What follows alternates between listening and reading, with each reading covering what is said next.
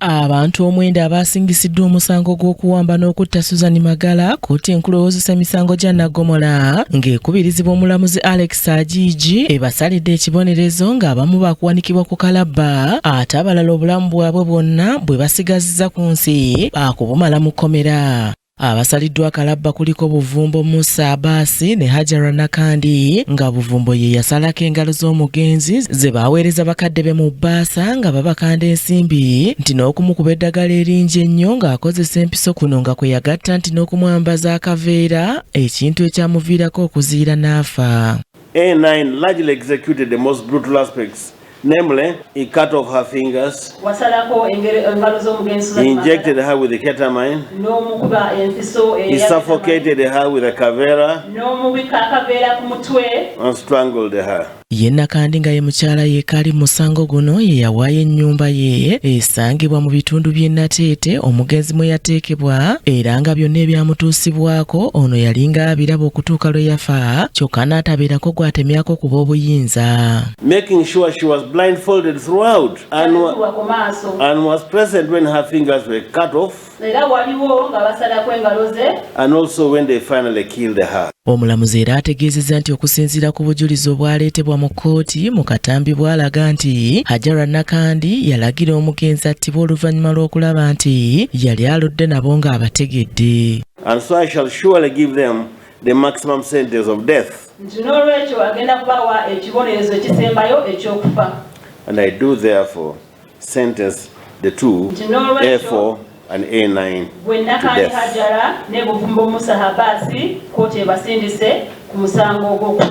Abalala abasigadde okuli Yakubu Byensi, Kyewola Bubeka ng'ono ye yaggyayo ssente ze baali bakanda bazadde ba Susan Magara obukadde bwa $2 Yusufu Lubega, Waiswa Hussein, Ismail Bukenya ng'ono yali imaamu w'omuzigiti gw'Okusaafi, Kato Hassan Miro ne Salimu Zamiru baweereddwa ekibonerezo kya kubeera mu kkomera obulamu bwabwe bwonna.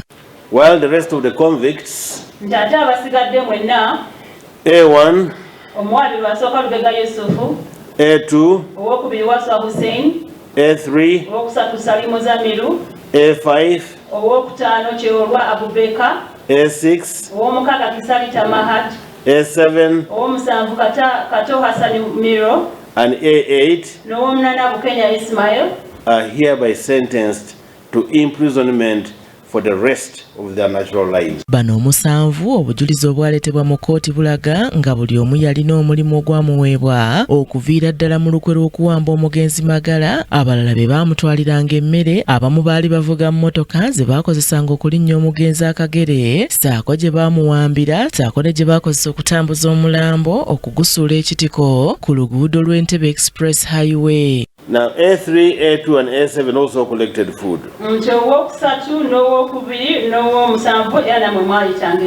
A5 collected a ransom from Ndeja and took it to his masters in Konge house. A1 and A8 were planners and drivers at the same time. Kkooti era eragidde ebyobugagga bano bye baagula mu nsimbi ze bajja ku bazadde b'omugenzi Magara omuli ettaka eriweza yiika 35 e Buyikwe n'eddala lye baagula e Luweero, ssaako emmotoka eziwerera ddala 11 biboyebwe era bitundibwe, ensimbi ezinaavaamu ziddizibwe famire y'omugenzi Magara. Once confiscated and or forfeited, all the above should be sold and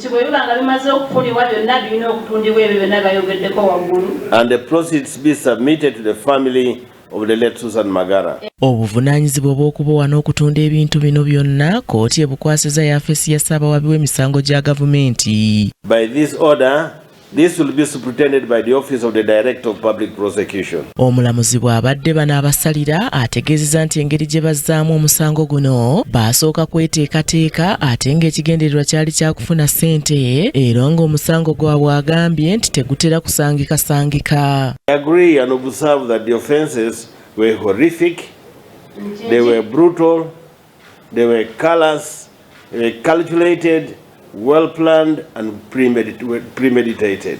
Kkooti era etegeezezza nti ekibonerezo ekibaweereddwa kyakuyambako okulemesa abantu abalala abataagala kukola wabula nga baagala kufuna ssente ez'amangu nga bayita mu kuwamba n'okutta bannaabwe. To protect society from offenders who demonstrated willingness to sacrifice human life for financial gain. Kooti era ekizudde nti famire y'omugenzi yafiirwa ssente nnyingi nnyo omuli obukadde bwa $200 saako ne ssente endala eziwerera ddala obukadde 141 ezaakozesebwa okunoonya n'okuzuula omwana waabwe awamu n'okumuziika. Omulamuzi nga tannawa nsala yasoose kwebaza ebitongole by'ebyokwerinda ebyakola obutaweera okuzuula Susan Magara yadde nga baasanga mulambo era nga wano ak'ensusso yeebazizza IGP Abbas Byakagaba omuduumizi wa poliisi ne Grace Akulo olw'amaanyi ge baateekamu. Shall further commend the AIGP Byakagaba and the AIGP Akulo who formed a multi-sectoral task force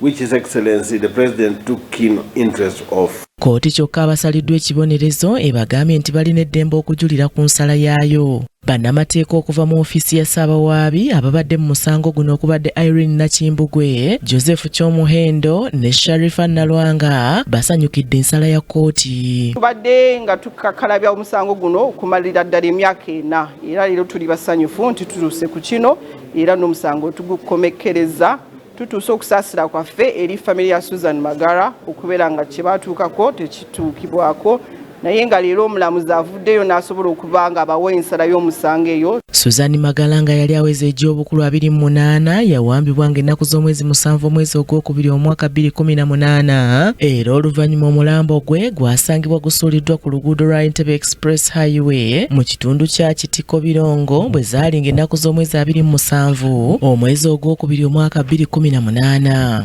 Aneti Nakayibaale yakusakidde eggulire lino ku lwa KTV Amalindirire.